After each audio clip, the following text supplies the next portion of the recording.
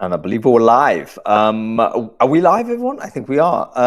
Welcome, everybody, to Brainfood Live on Air, bringing it to you. I would say every Friday, no fail, but this is actually Thursday. Of course it is. And the reason why we are setting it up sort of today is because this was a rescheduled show from last Good Friday. It kind of fell down on a day where I think most of us were not going to be paying attention. So hence we've shifted it forward as an extra bonus in the week. It's actually the second of 3 Brainfood Lives this week, so crazy busy.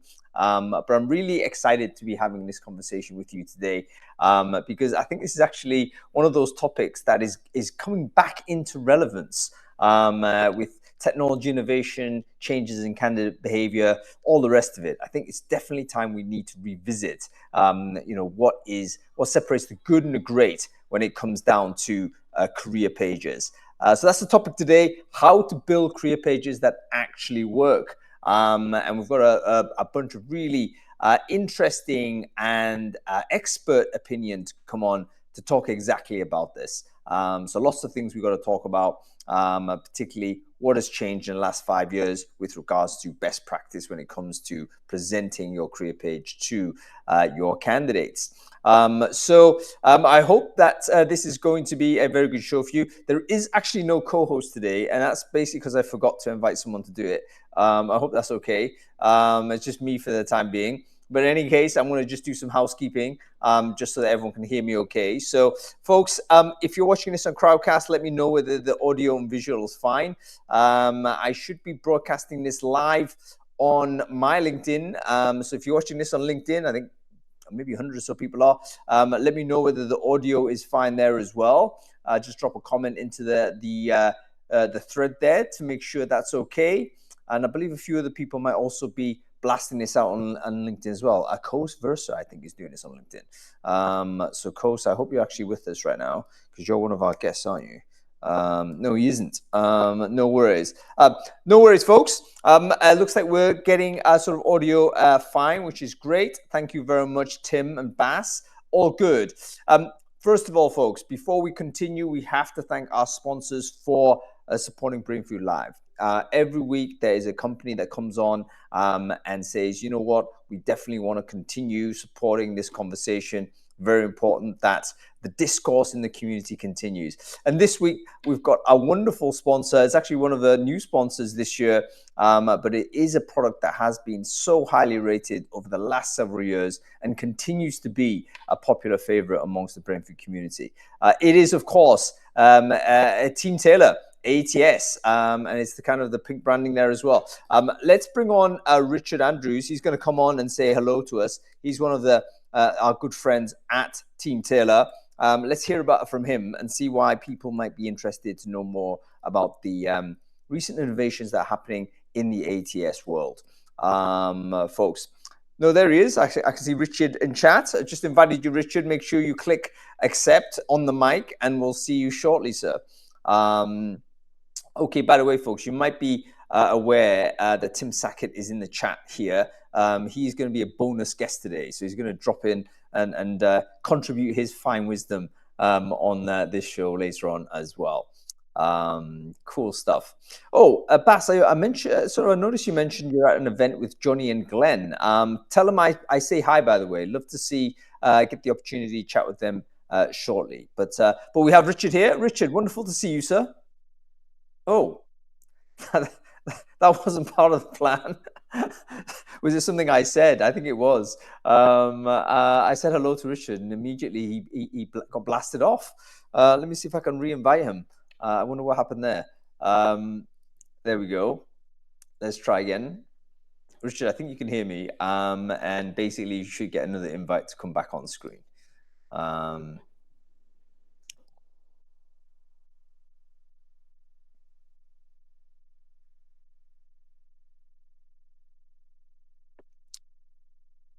Yeah. Don't give Tim a hug. He'll give you a hug. That's the general rule of thumb, essentially. So, folks, let me draw your attention to a poll I've just created on the right-hand side of the chat of the sidebar there. Whilst Richard's coming on, do take a look at the poll and give us a vote. Are you currently using AI for content in your career page? Yes, no, don't know. Let's see where we're at with all of that. Richard, can you hear me, sir? Yeah, I can hear you. Can you hear me? I can hear you fine. Thank you very much. Great to see you, and I love the pink branding. I did my best. I don't think I've quite got the color scheme right. It's more like lilac or something. No, it's not lilac. It's magenta, isn't it? For Team Taylor brand. Yes, yes, it is indeed. You're asking the wrong person, unfortunately. The only colorblind account executive based in Team Taylor, unfortunately. No way, I didn't realize you were colorblind. I mean, Team Taylor have such a dramatic color scheme as well. They were like one of the most distinctive sort of ATS brands, and I respect it massively because all ATSs eventually go blue, and that annoys me when that happens. So Team Taylor, keep on the magenta. Richard, why don't you quickly introduce yourself? Who are you? What it is you do, and tell us a little bit about Team Taylor, please. Yeah, no problem at all. So just as a quick introduction, so first of all, fantastic to be here. Thank you so much for inviting us on the onto the podcast, Hung. So I'm Richard Andrews. I'm a senior account executive and I'm part of Team Taylor's UK team. And we're really thrilled to be sponsoring today's episode because honestly, we not only kind of live and breathe this, but this is what we do every single day in terms of kind of the employer branding, the career side of things. This is our bread and butter. Yeah, absolutely. And the sort of so the part of the reason why we wanted to align this topic with the Team Taylor sponsor slot is because you guys have got a really strong reputation for being very, very good at being able to immediately revamp and upgrade a company's career experience generally. I think it's one of the strongest parts of your reputation, at least. So I wonder whether you could tell us a little bit more about that. I mean, what is it about the product itself that enables this to happen for customers?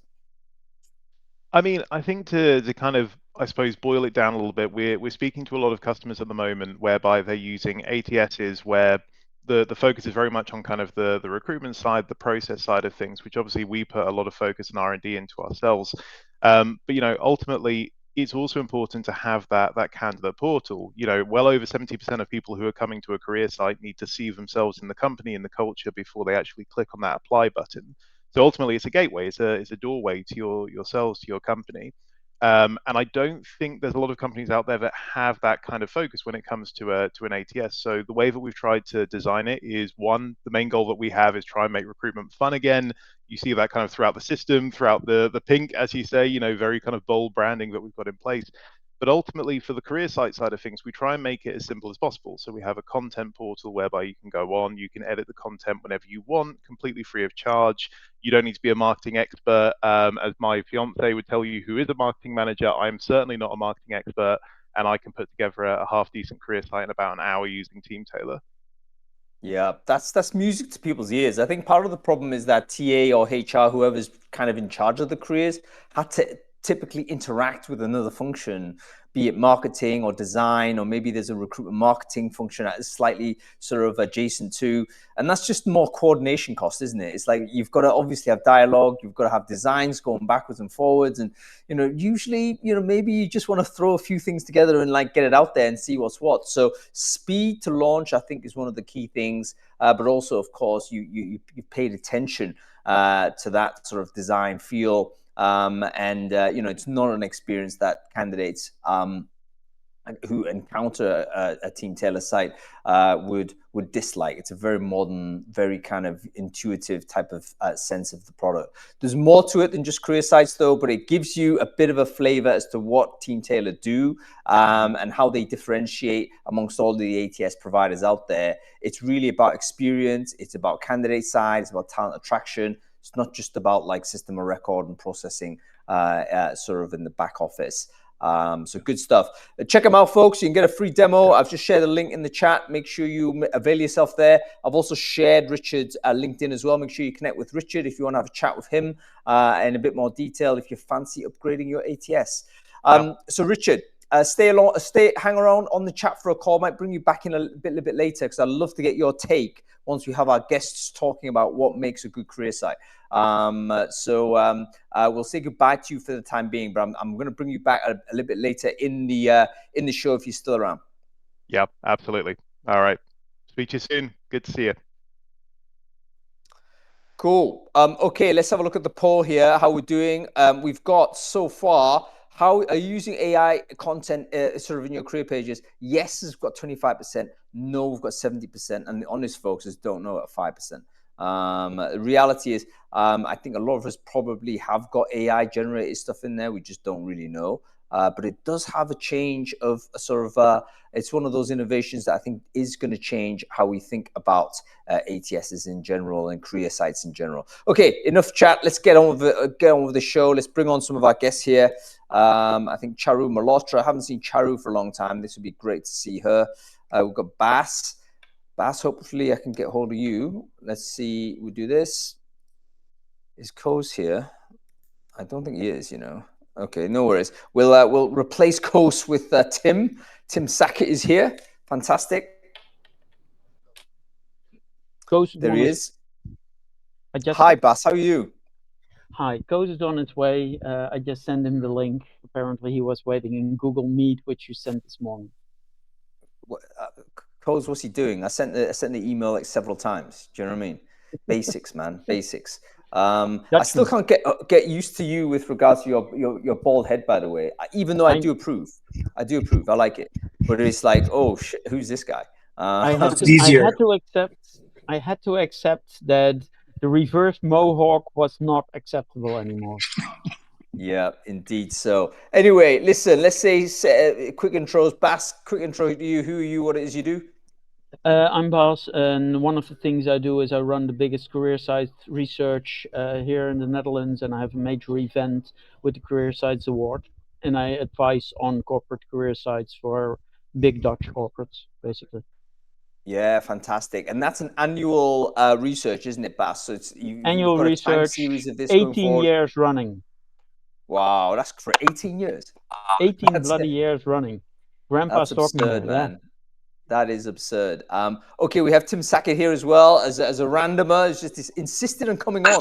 Literally just DM me and say, I'm coming on a show. I'm like, look, no I have opinions. Let's go.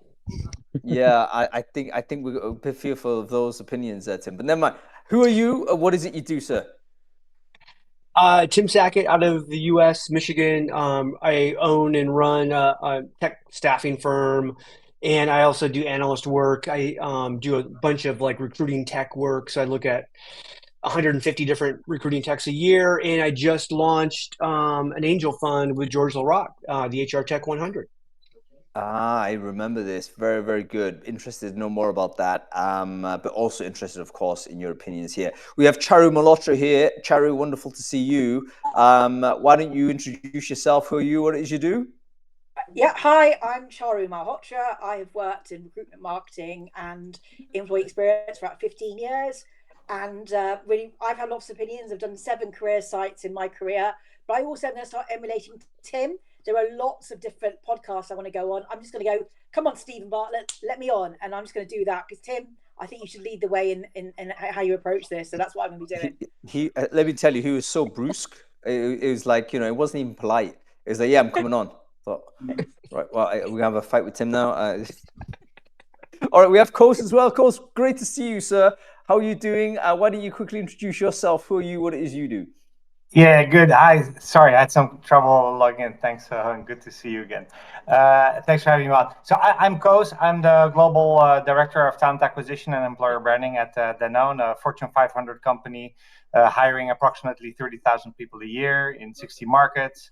Having built at least 2 career sites, global career sites at Danone, and have been at the very beginning of building our own custom career site, moving away from the SAP job site, not a career site at all. So happy to kind of pitch in and discuss a little bit with these fine people here today. Yeah, fantastic. And let's get straight to it. Bass, I want to go to you first because I'm interested in the research that you've conducted. Because the research isn't just survey stuff, is it? You've got people clicking through websites and actually just finding out what is actually there. Can you give us a little bit of context as to how big the research is and what were the findings, the high-level findings you found for the last 12 months, the last survey you did? I do it yearly, always in the summer. I hire about 4, 5, 6 students who analyze corporate career sites on over 100 data points, 150 data points, I think. And it's the 550 biggest employers or most well-known employers of my country, which does include a lot of global corporates as well. So that's the setting. And what we see some things moving and a lot of things not moving. I mean, to give you an idea, half of all corporate career sites do not have a job alert, and that has been they don't have a job alert for the last 18 years running, and it just doesn't change. And about a quarter of them have a job alert, which is you can get an email when a new job arrives, and you can't even adjust it to, for example, an IT job or I don't know, a marketing job. Uh, Things don't change.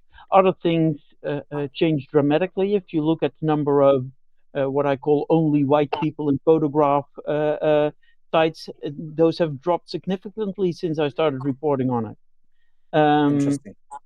The number of chatbots has not moved last year, uh, and the thing which surprises me most is the number of inconsistencies which are still on there. And with inconsistencies, I mean literally saying on your website you will reply to an application in 2 weeks, and in your auto reply it says we'll get back to you in a week. Very simple stuff like that. Like you're like, or we will tell you the salary in the job description, but not when you're searching for the job. Things like that. Why wouldn't you tell that? You know, Yeah, small stuff. very interesting, Bas. Thank you, man. I mean, you've mentioned a few things I think gives actually a very good skeleton for the conversation here. But overall, it seems that the level is we've still got loads to do. It seems right. So it doesn't seem that career sites we're not particularly satisfied with it. Let's think about why that might be. Can I nuance that? What I've seen is that the great career sites have become better, and there's the number of career sites which I would call good or very good has also increased, but the average isn't moving. Right. So there's an enormous amount. Like we used to have in the Netherlands like 10 career sites which were just amazing, and right now it's 50 to 60. So we went up from like 2% to 10%, but the everything under the 10% to is just not moving. Okay, so that's diverted the conversation a little bit, but in a good way, because let's go straight to how would you define great? And I want to get your opinion first, Bas, and then we'll go around to just decide, okay, what do we each think is great? What makes the difference between that 5-10% that are top level? Great is when, first of all, a candidate can find information which he's looking for. So basically, is the information there? Is the usability decent? Is the information mainly offered around the job description? Because that's what 90% of candidates only look at. So do you have your employer brand content around the job ad? And can I apply? Can I apply in a decent way? Is there no disconnect between the branding and the application? Or do I all of a sudden open the ATS and go into a completely different program, and do I have to register and stuff like that? Yeah, so fairly basic then. Essentially, the discovery, like, is the information there? What we don't want to ever give the candidate is a stone wall saying nothing there. Like, even if the job isn't there, you've got to give them something. You give them something to say, hey, here's, you can discover more, you can log in here, you can kind of follow this thing, join this community, give them something. So that's number one, that sort of thing we should try and do. And the second thing is, well, I mean, you didn't mention it, but I think consistency is maybe one of the things should be a baseline, right? Don't communicate, miscommunicate, and contradict yourself all the way through. And then thirdly, don't bounce them out of the experience into another app. And also consistency in words and actions. So if you're saying that you're an innovative IT company and I have to register to apply, that doesn't feel like you're innovative. If you say you're all about people and there's literally not a single photo of a human being on your website, and yes, I've been there, that's not consistent. You know, be consistent in words and action.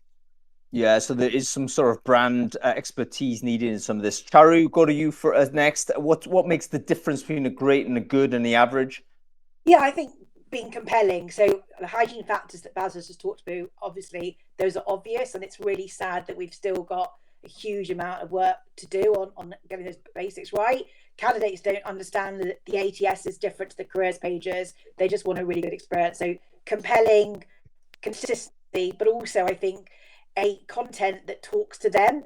We've got a sea of sameness. So even in that big percentage of the ones that have gone from good to great, I bet if we pull them up, let's say all the financial services ones or the ones in consulting, they would all be saying that they're innovative, they're all an inclusive environment. So I think really thinking about that distinction, so I understand as a candidate what the difference is quickly. I am busy and I don't have time to wade through lots and lots of content that is just a sea of sameness. Yeah, differentiating factor. And it's interesting you bring up consultancy, Charo, because I know you've worked for a bunch of the big consultancies, haven't you? So, I mean, did you feel that it was difficult to differentiate were you locked into guidelines and stuff? Like why was it sort of difficult to differentiate? I think it depends. I worked for one huge organization that's a big consultancy, and we spent a lot of time working on what makes us distinctive. And I think what was really good, and what I advise all companies I work for or work with, is really don't shy away from that boldness.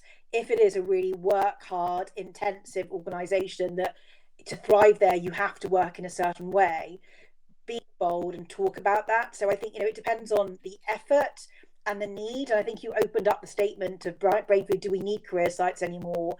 We've got such resource tight teams that trying to manage content for social and that distinction between who's doing what, I think career sites often can be a bit unloved. But I also think when we start talking about localization, that's where our expertise comes in, and talking to local markets. So consulting, I just use as an example. I think we could pull up digital career sites as well. We are dangerously going into beige when we just think about copywriting, about getting it out there, rather than thinking about what's the difference we can talk about inside. Yeah, you've got to be courageous, and that sometimes may mean kind of going close to the edge of what's the word? I wouldn't say socially dangerous, but controversy a little bit. I mean, we've had a period where we all had the feeling we needed to very conspicuously declare allegiance to different values, etc. But hey, if you're gonna, one of those companies that genuinely you're gonna crack people down, it's a 50, 60-hour week. That's the job. If a call comes in from a client on Saturday evening, we expect you to pick it up. That type of culture, you got to say it. Don't be afraid to say it. And Tim, you're a big fan of this type of brutal honesty, aren't you? So what's your view of what makes good and great, like in your experience of observing career sites from the various companies? First, I think like Bass, like I was shocked that his great was it seemed so average, right? Like to be great, you just have to be good, like in the career site world, which is shocking to me. But we know, like I think it was Aptitude Research did one last year where they showed if a candidate hits that create a profile page, like 65% of drop off right there, right? So you're like, automatically the vast majority of the Fortune 1000 are going to be below average because they're going to force you into this Oracle, Workday, SAP, create a profile kinds of things, right? And so for me, it's like, again, is it searchable? So like if I come to your career site, how many, like remember the Tootsie Roll owl commercial? How many licks does it take to get to the center of a Tootsie Pop? It's an American thing. And it was this stupid commercial, but it was all counting the licks until the person like could get to the center of the stupid sucker. This is what we do when we go to career sites. How many clicks does it take me to find the freaking job? And if it's more than one, you've already lost. You can't be great. And I will tell you, I'll go and work with like enterprise TA leaders, and they themselves will go, "Oh, wait, here, hold on," and they're all like fumbling around trying to show me till they get to the search bar. So the search bar should be above the fold. It's right there. The first thing you see as a candidate, hey, here's where you search for jobs. Like it has to be so idiot proof that it has to be there. The other thing I think go ahead, Bass. I wanted to add on that, depending on the strength of your brand, you also might need to explain what type of people you're looking for. I mean, people will know the known, but if you're not the most well-known brand, on your search bars, like we're looking for technicians if you're like, I don't know, a very unknown technical supplier. Yeah. We can talk about branding separately because I think for me, 99% of brands are the same. It's like, why are we spending a lot of time? Why do we go out and spend 6, 7 figures to have some company come in and go, we're the best employer and we have great benefits and you'll love working for us? Shut up. Like, we're all the same at that point, right? Tell me something different. Tell me something like, hey, if I'm Amazon, we're a rocket ship. If you come here, you're going to work 70 hours a week, but you are going to we actually recognize that hard work. And again, many people will hate that, but like, what's your brand about? Your brand should be about people self-selecting out. Again, that's nothing to do with the website. The other thing, Hung, two things. I think consumer-like experience. So if I go to buy a shirt and they make me create a profile, I'm gone. Like, just I want to check out as a guest, or I just want to just let me buy your freaking shirt, right? Let me apply to your freaking job.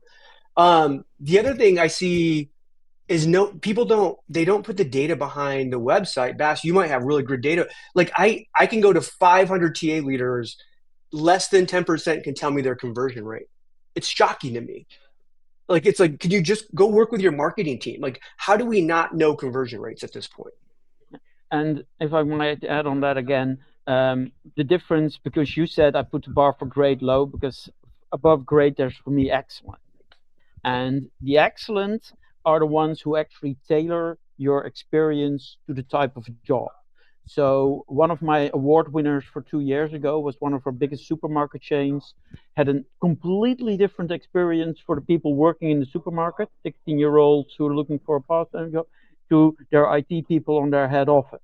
And completely different branding, in same website, and still the branding looked different application process, everything within the brand values, but different, because you're not recruiting a 16-year-old the same way you're recruiting a 45-year-old. That's the brilliant, difference Bass. between great and excellent. That's brilliant, Bass. But I'm going to go to Coast here and say, look, that's doable, but it's expensive as, right? I mean, well, it depends how many markets you're present in, right? So if it's the bakery at the corner, I don't think it's going to be feasible to have people for sales in the counter and having people bake the bread at the back, having specific journeys for that setup, etc. That might be an overkill. While if you have 60 countries and you want to have for each of the countries locally relevant in language, local people from Japan, local people from France, etc., and do that based on their target groups, that might be well, I'll need to hire a couple of people extra to my team, I would say. But I think a lot of has been said already around like what good looks like. I echo most of what you guys have been saying for sure. Just want to echo Tim on what he was saying around the number of clicks towards from content to a job. So when we were still on the SAP job site, the content was hosted on Danone.com. The jobs were hosted on jobs.danone.com. It took 8 clicks from a piece of content, career content, to a job. So when we tackled that, and this is some of the data that I was using to kind of build the internal business case, right? Because nobody's going to say, "Coach, here's a blank check. Go, do what you want to do." So with building this business case, I use those metrics a lot. So the eight clicks from content to a job, but also the 8 seconds that some research that I was using back then was that people usually decide to kind of opt in or move on is also 8 seconds. So it's actually killer to have kind of your content and those jobs so far behind, so far apart. One of the things that just interrupt because, but I think 8 seconds. I think these days is way lower, right? It's about 3 seconds. Like I can feel the outrage when things are loading. It's like so the attention span with the new generation. If you look at my kids, it's even below 2 seconds. If it's me talking to them, let's put it this way. But so one of the things I think that hasn't been mentioned yet for me, also a great career site or a good career site. For me, it's also it's two additional things. So first, it's mobile first, right? So most of the people are in a, and it's stupid to even make that a point in 2025, right? But it's in the metro, it's on the go that people are consuming, typically jobs, and then exploring a little bit more, right? So and then making the content in a way that it's consumable for them. So it's around one of the design principles that we used to say as well is we need to think about how is the content consumed and how much is a candidate willing to absorb. So if you look at like 1,000 words job descriptions, forget about people ever kind of scrolling all the way down, reading everything. And if your apply button is all the way down, you have an issue, right? So so it's all about kind of taking the candidate in as a center point of building your page as a UI. And then secondly, it's and that's something we really took as well, is making sure your job page, so your job detail page, is actually kind of a home page on its own, because that's the part where everybody's going to be landing at first anyway, unless in some markets where you're one of the biggest brands in the world, or in that country, but typically, most of your candidates are landing on your jobs first. So it means that they need to have an easy navigation towards then exploring more. What Buzz was saying before, most people are interested in the jobs alone anyway. They don't care about most of the other content there. Our data from our Google Analytics really shows that there's actually pages that our top pages are really showing that people are just not browsing through job openings, but they're really actively exploring us as an employer.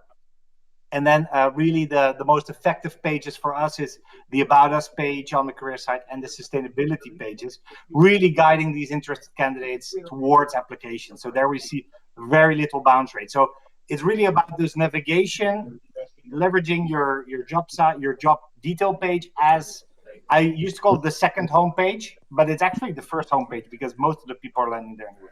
Yeah, and I don't know about the data. I remember Bill Borman sharing data that actually your employer brand content will be viewed after they were triggered by your job description or by your job, and then when they are accepted to an interview, they will start researching your job. So it's not that that content isn't useful; it's just not useful to get people to apply.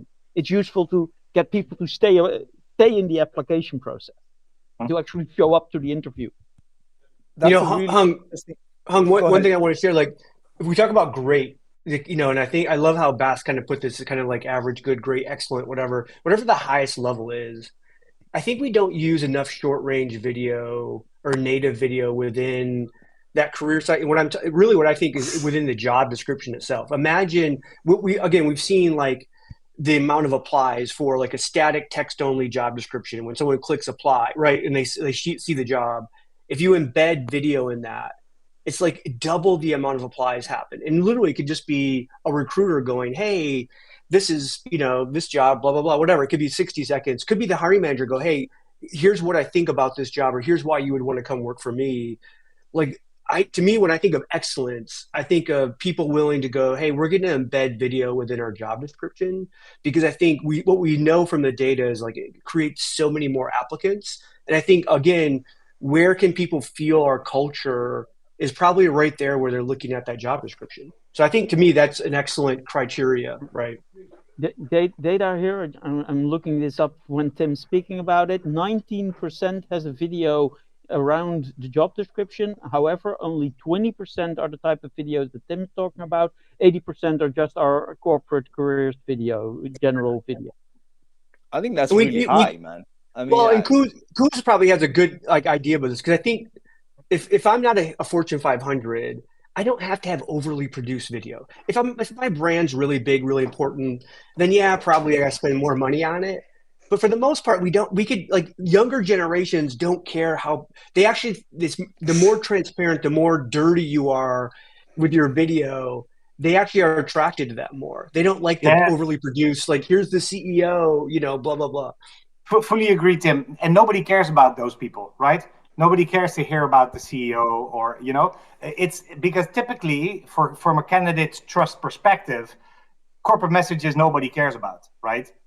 It's an advertisement, and I don't know what I don't watch that much normal TV anymore, but typically back in the days, and I am showing my age, when there was something on, you're watching something on TV, advertising block comes in, you change channels, right? So this is kind of the same for me with corporate messages. That's also one of the reasons why we wanted to have as little as corporate statements, like this is our policy on whatever. We wanted as least of that because people don't trust it. So we wanted to incorporate those, like what are we doing on well-being? What are we doing in the stories of our, the testimonials, and let our people tell, talk about the policy. But I agree with you, Tim. One of the things I loved video always in job descriptions. We saw huge success with hiring manager videos, where we had an initiative years ago where we had like a hiring manager do a selfie video on his iPhone or her iPhone,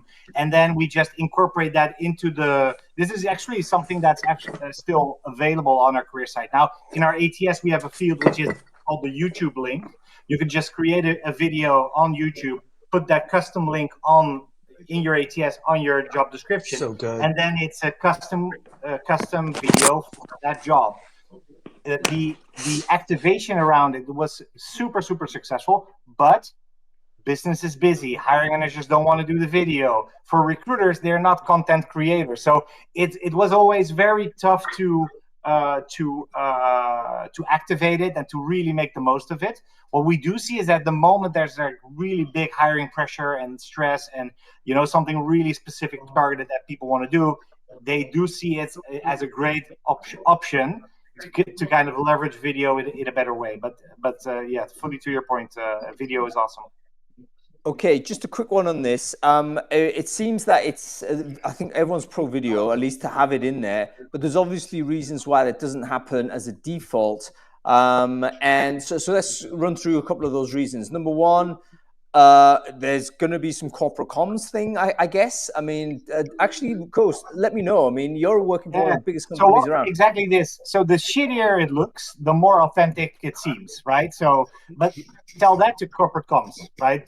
Hey guys, I have a great initiative. We're gonna do shitty videos, right? So they're gonna be like, okay, I'm not so sure about that, Coast. So what we've done is we created this really high quality framework, and then have kind of the hand with an iPhone kind of, and then the video in the iPhone is, employee generated content. You see it shaking, but the frame is still a high quality. There's an intro, there's an outro. And then in our case, corporate comms signed off on it. But indeed, it's a sensitive point for sure. No, so that's a good way to do it, basically. If there's some tooling that you can wrap the video around, so that gets you through the corporate comm side. Say, hey, listen, we're going to go raw and authentic on this, but we're going to make sure we're brand aligned, and we're going to make sure this, and this. We also then reassure them that it's not going to be just a live stream like a Brainfood Live. It's like, hey, we're going to qualify the content so that we're not going to get people saying whatever they want. Then I think that's a tick in the box from comms, isn't it? I mean, who's going to say no to that? So yeah, there's techniques to get through the door on it. But yeah, I'd love to see more video. Even if people don't click it, the people who do click it are going to be interested, right? Hung, I do what Bass does. You go out and hire an intern. Make sure when you hire them for the summer that they have great Instagram, TikTok, like they're really. It tends to be like young people are just more comfortable.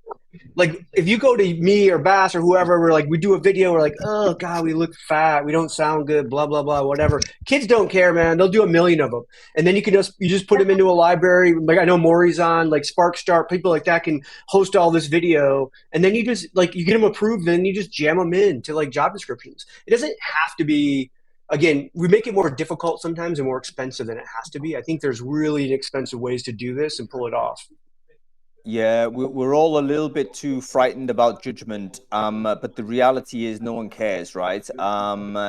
Basically, the consumption of content is, and I do a lot of content, obviously, these days, and I've come to realize actually no one pays attention. So it's like they don't. Takes the pressure off me completely. It's like I'm going to keep pushing this, and then if someone pays attention, great. If not, also no problem. So you decouple the emotional commitment. to the content, and that's actually where you get better stuff. So. Can I move because Coach just mentioned, or just a while ago mentioned mobile first, which I fully agree with him on. What surprises me is that, and we even at many sites that make the content mobile friendly, mobile first, the application process doesn't work on mobile, which is like again one of those major disconnects. We still ask for a resume, but we don't have Word documents on our mobile. One of the greatest things I've seen up there was that actually an IT firm who said, listen, anybody who wants to apply, I'm very happy with them. So I'm not asking a resume if they're on my mobile. And I ask it in the second or the third stage of the, I have a few questions for them, like, do you have an IT degree? No. Have you worked in IT? And if one of those two is yes, I'm happy that they will apply. I'm looking for them, you know? So I think in that use relates... case, you're very right, Bas. If I introduce that at global scale to implement all over the world, I think I'll be public enemy number one in Brazil and Indonesia, where even we're asking, to apply through with the resume and the whole shebang. They have 3,000. They have 3,000 applicants. So if we kind of remove any barrier, I think I'll be personally invited to kind of do some CV screening down there as well. So. I know. I agree with you. Your application process should be tailored to whatever your target audience is willing to do. Yeah, but right? Listen, Koos, everything that I advised in the Netherlands, I did advise the opposite when I was working for a company in Dubai, because they were like, no, we want less applicants. We already have 10,000 per job.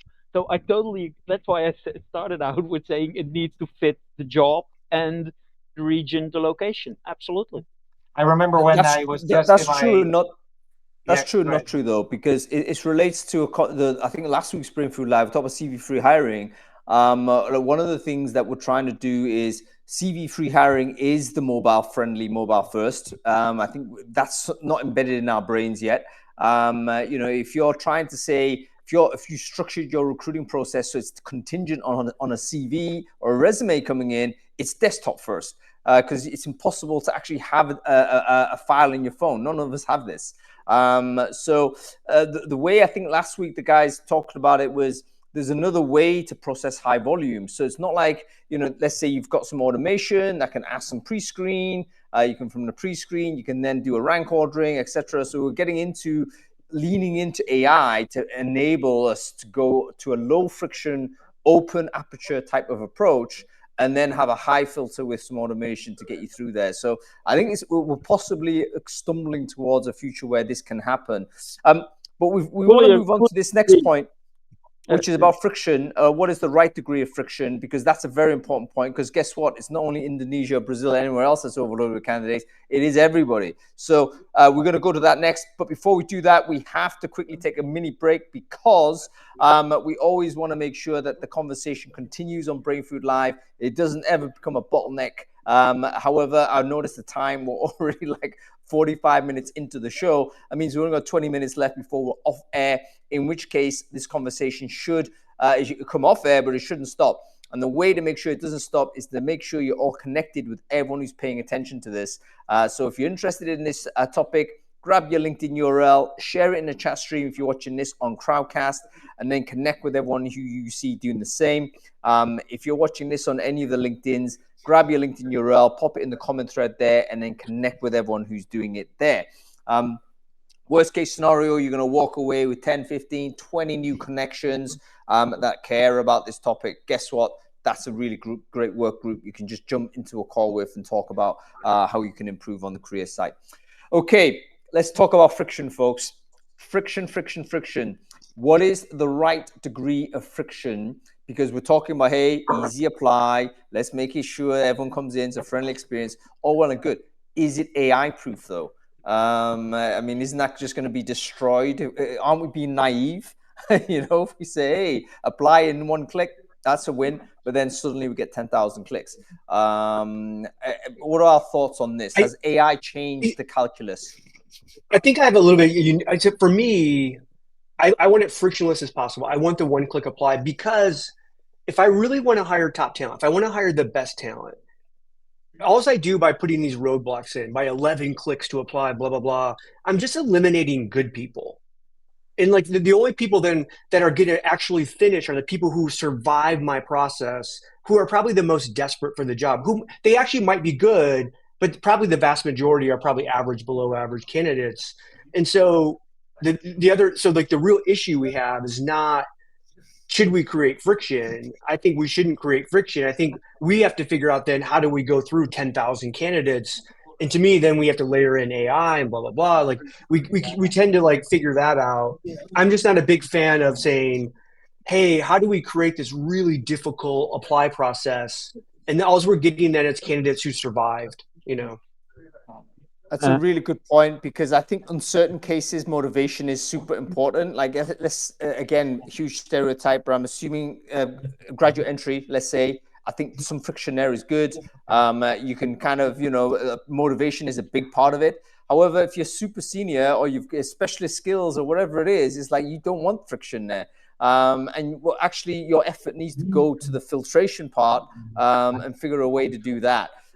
Bas, I thought, did I see you shaking your head there? And in which case, I fully agree with Tim that the thing is, how do you define the application process? Is it when on the website the friction should be as small as possible, but then automatically after that you should have sort of an automated first selection process, actually selecting on skills, maybe 1 or 2 tests, maybe some knockout criteria. Literally on my event, they were hiring van drivers. Yeah, a driver's license might be good to check on very early in the stage. Is that friction or is that the first selection? So friction, I don't like. Intelligent selection, which immediately filters out some people, I really love. Good distinction, Bas. Really important. At what point is friction genuine selection? And we can already understand where some friction is not genuine selection. For instance, I decide, I'm getting overwhelmed by candidates. I actually need a degree now for the job, where it's irrelevant for the job, but I put it there in order to manage an applicant flow. That's not me selecting. That's me trying to manage the friction, right? So is it genuinely assessment for what it needs? Then that's good. I love it, Bas. But also just sorry, a 10 page application form is friction, is not selection. That's the difference between friction and selection.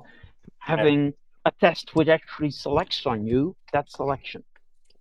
Yeah, and even to your point, Bas, having after you apply and then getting a 45 minutes assessment, online screening, whatever. For me, that doesn't balance kind of the effort that the candidate is putting in versus what the company is putting in, right? So we did this huge. They have a management traineeship in Indonesia called MT Star in Jakarta, and they had 30,000, so 30,000 applicants each year. So initially, there was this point around, okay, let's just ask people's GPA and these kind of things, just to make sure we're able to kind of select the right people. And then there was this tendency to kind of start throwing up friction to get the number of 30,000 down. Mm-hmm. But I was also having conversations back then with the leadership team there and saying, from the friction you're putting in place, actually, the best ones are most likely to kind of be dropping out because they don't need that shit. You know what I mean? Yeah. Will go to a different place, and then So to Bas's point, the assessment part, yes, absolutely. GPA alone doesn't say that much. So what we've done is we've put in place an online assessment program. The moment people apply, they're invited to join the online assessment. But the online assessment is really twofold. So it's us selecting them. So we'll have your typical assessment topics there. But only for the sake of them. Candidates finding out about what it actually is like as an MT management traineeship, management trainee in Danone in Indonesia. We created situational judgment games where current management trainees were having a video done, giving them a use case, and then asking them, like, what would you do? And even though there was answering, there were the right answers, or there were some nonsense answers there, of course, but it was not a selective part. But for me, it was really balancing out, making sure that candidates are learning about us during the assessment procedure, and not just filling in a 45-minute, hour and a half online assessment just to kind of get a standard rejection immediately after. So this is the kind of journey, to your point, Bas. Looking at more like part of the process already instead of a barrier putting forward in application. Yeah, and then sometimes I've actually also implemented these things where it used to be a 45-minute, and we were like, okay, but this is like a knockout part of the assessment. That only takes you 10 minutes. So first we give you the 10 minutes one, and only the ones who pass our first knockout will get. But then you're in stage 2, and so and to be honest, what I found mostly about those selecting assessments is if you actually communicate what you're testing, why you're testing it, and why it's relevant for the job, most candidates actually don't mind that much. The thing is, a lot of those assessments have been put in place without actually being able to answer those 3 questions. Why the hell is this relevant for the job, and why are we testing it? And then I understand that candidates don't like filling them out either. Because you shouldn't do that. Well, on the friction thing, one of the great examples, I think Marriott, which is a global hiring company, and they use Oracle, right, which is problematic, right, with ORC. But what they do is when you click apply, the first thing that comes up they layered in was just what's your email address? And to me, that's brilliant, because even as people fall off the process, they can nurture them back. So like, let's say it's a hard to fill position and they're like, hey, this person started, but then they bailed. We can now come back at them. So when we talk about like what's really great about a website, what's frictionless apply, to me, sometimes we have to think like marketers and go, wait a minute, if I truly want this person, what's the minimum amount I can ask for and still be able to connect with them and ask them to come back, ask them to finish if that's what I need. And so I love that kind of example of saying, hey, how do we make this as easy as possible for you to show awareness? And then from there, we'll decide if we like each other. Dutch Rail actually does this for mobile applies where they need a CV. They first ask, first page, it's like, can we get your email address? And then because you drop off, and second page, because you don't have your CV on your mobile, the next day they'll send you an email like, would you like to finish your application? Yeah. And this works like it's just smart. It's just smart. It's good marketing. Yeah. But I think the red thread though is that go ahead, Charu. I think the red thread is though understanding what's pertinent for each job family. So I've worked in retail. You're trying to do Christmas hiring. Or van drivers, again in retail, very much. I want to know: do you have a clean driving license? Can you come to this particular location? Are you available in this time frame? And then the recruitment team will come back to you with X, Y, Z. You don't need a fully fledged CV. You don't need the type of things if you're hiring a cybersecurity person. So I think that friction question, Hung, is very much answered by what is it pertaining to that job family. And as Tim said, I think, agree vehemently, it's what's the minimum that candidate that you have decided the prioritization of will do to get into your ATS quickly.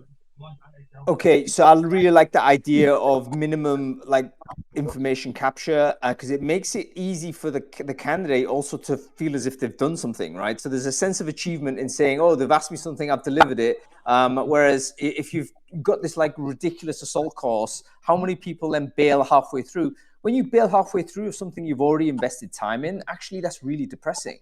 Because there's a sense that you've given up. There's a sense that, whatever, I've wasted time. You have wasted time. So, at the very least, give them a quick, okay, you're in, we want to speak to you. So it's a relationship beginning. I've seen companies collect mobile phones, get them on WhatsApp. So I like it when someone says, would you prefer to communicate on WhatsApp or email? I'm thinking, yeah, for sure. Here's the WhatsApp. Let's go. And then suddenly I'm in there and I'm more than happy to interact, more likely to e-commerce. These are usually e-commerce, as you say. I'm buying that stuff, man, as a result of this WhatsApp marketing they're doing now. So it's a way in which you basically collect the first information, open a new channel, keep the conversation going. Folks, we're going to have to move on to the next question because I want to get to it. And Charu, thanks for being so determined coming backwards and forwards. I know we're having some technical problems bouncing you in and out of this show. But I want to talk about how AI is it changing how we think about career sites in general? I'm hearing about AI eating the web. Like all of the links people on the web traffic is going down because we're satisfied with artificial intelligence now. We're all on mobile, which is generally a sort of TikTok, Snapchat type of experience anyway. Are we bouncing into these links and like exploring in the same way? What is the impact of AI in terms of how we think about career pages? A third thing, by the way, are we also being like retrained as to how we interact with digital information? So for instance, ChatGPT is just an empty field. We ask it something and then it brings us the stuff back rather than us navigating through a complex kind of user interface. Is it changing career sites? Should it change career sites? Any thoughts? Open question, really. Yeah, I mean, I think we're. Go ahead, Char. Go ahead. Before I get thrown out again, is changing. I think for the better. Where I've seen real, examples that have saved productivity, but also really enhanced the experience of a career site, is around the whole data piece. So we've created videos both via employee-generated content platforms and so on, like I was mentioned earlier, and corporate ones, and really fail to understand where the content's resonating. Where are people dropping off with any kind of degree of granularity? Where AI has really supported us is really understanding what part of that video is actually getting a heartbeat, what part of that video is emotionally connecting, so I can build a smart, really smart, small, standalone piece of content out of that. I can then create a blog post, I can then create an article for our intranet, so it's employee engagement, and externally on LinkedIn.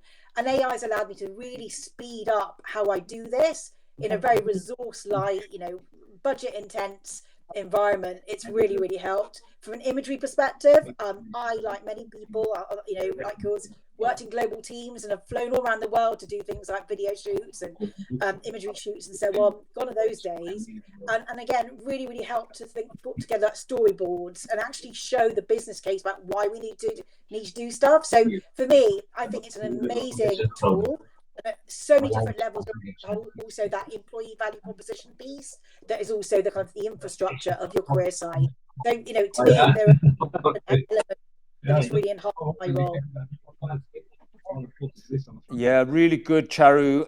AI, I think, is definitely a recruitment marketer, a recruitment sort of talent attraction, employer branding. It's your best friend. And in terms of all of those things, it's very true. Any other thoughts on this? Sort of in terms of the sort of how has it affected how we think about sort of AI, sort of the design of a career page? I think when everyone's AI enabled. Like tactically, we know candidates are using AI. The average applies are up double year over year because of AI. And so we have to then start to think about, as the TA side of this, going, what AI are we going to use to kind of combat? So it's their AI versus our AI. At the end of the day, we still want to be inclusive. We still want to let everybody in. But there's no possible way from a capacity standpoint that if we don't use AI, we're not going to be able to really dig through the massive volume of applies that we're getting right now.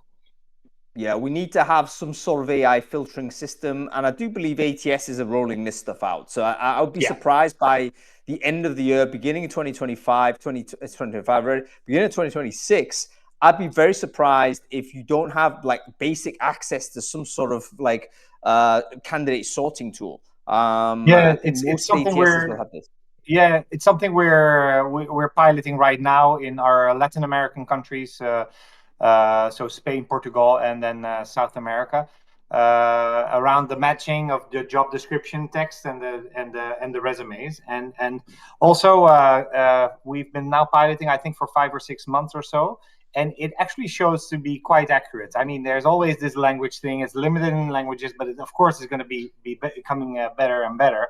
But what we saw is that at least in our ATS, we're using iSIMS. It's categorizing in tier 1, 2, 3, 4, 5, and it's based on experience and skills, which is derived from the resume and the job description. And 89%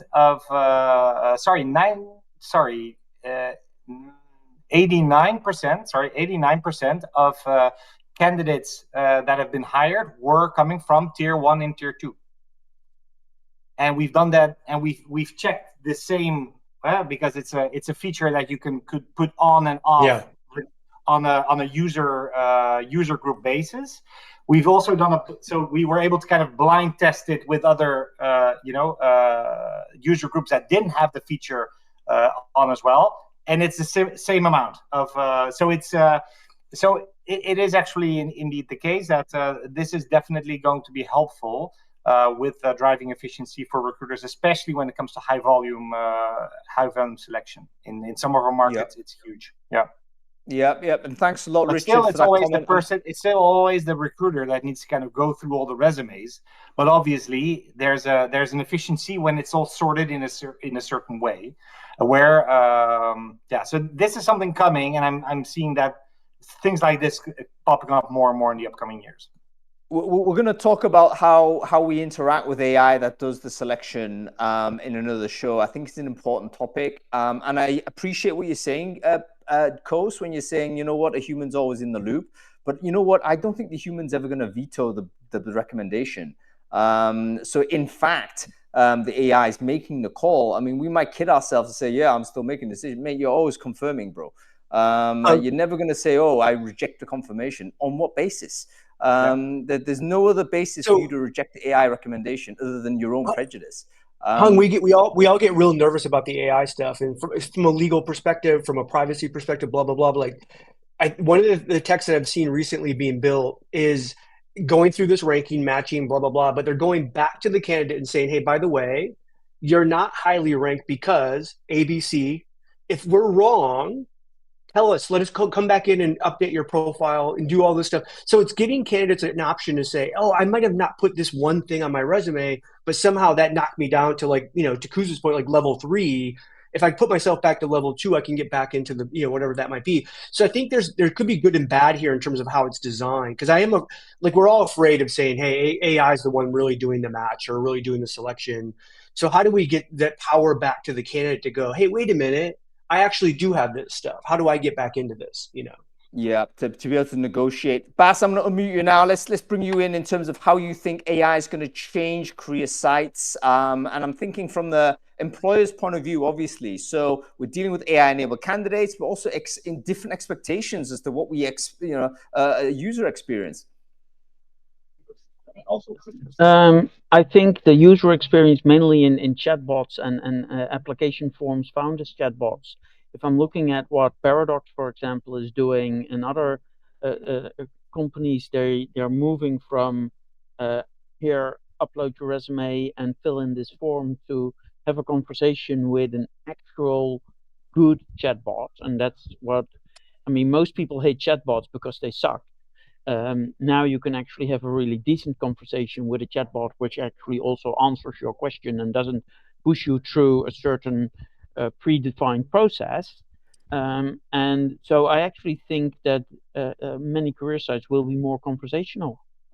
And the one chatbot I once implemented before genuine AI, we found out that they actually asked questions which were all answered in our frequently asked questions pages and stuff like that, but our website's usability sucked so much that nobody could ever find the answers.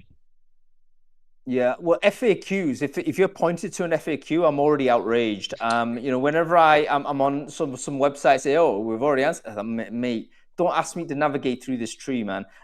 Give me the answer. And I think we're there, right? I mean, the AI should be able to do this now.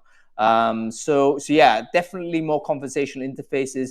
I think the ultimate aim we might look at is we end up just dropping candidates in. We show them some cool stuff immediately, give that like 10-second type of big bang experience. And then we ask them what it is that they want to look at. And then it's very responsive in terms of what they then say. And we always find, go on. You know what I'm waiting for is that the same AI is going to build what the holy grail has been since I've been in this industry, called talent pools, because it's actually able to keep you in the loop and updated. I remember when I was at the university and we were hiring PhDs, and we would ask them, like, when do you expect to graduate? And if they answered like in 6 months, we're like, okay, then do you want us to contact you like in 3 months? And we'd ask them, are you still on track, etc., etc. And of course, our system, our ATS, was at some point not able to schedule those things. An AI could do that amazingly. An AI could reach out to you if you've shown interest into, I don't know, an employer brand manager position where we're like, yeah, you're not skilled enough yet, maybe in a year. That's happening, right? I mean, I think that technology is pretty much here. So that's going to be sort of, we're going to wait and see. I think I can feel all of the ATSs racing towards this. So it's going to be really interesting to see how we get to it. I think there's going to be some really good innovation. Hopefully that helps recruiters, helps recruitment experience, helps job seekers, and it gets us to a better place. But I feel confident that we're moving away from that first era of career pages where it is that miserable fill a form in experience. It's a horrible scenario, CV's in, never hear back. That kind of era, I think we're about to close the door on it. So Team Taylor seemed very confident. So thank you for your confidence, Richard.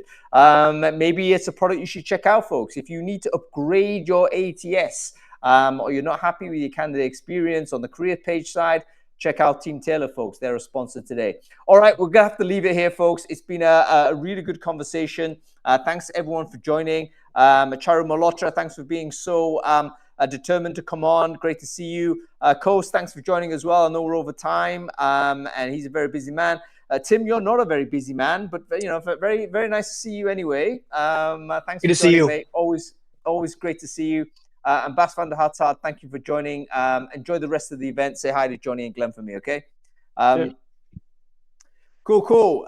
Very good, folks. Thank you so much for joining. I hope you enjoyed that conversation. What a wonderful chat it was. So much to learn. I might actually write this up, because there's a number of nuggets that were shared here that I hadn't previously considered about career pages. And I think it might be nice to condense it all into one place. Thanks for joining. I know it's a weird time, but we've had a very good conversation. We're back tomorrow.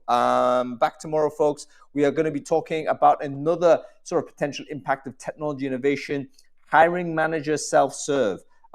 It's the past of recruiting, but is it now the future of recruiting, now that we have technology that enables hiring managers to do so much more? How does that change our relationship with the HMs? Is it still the case that recruiters have to do the sourcing and do the messaging and do all that sort of early stuff when actually the candidates want to hear from their hiring managers?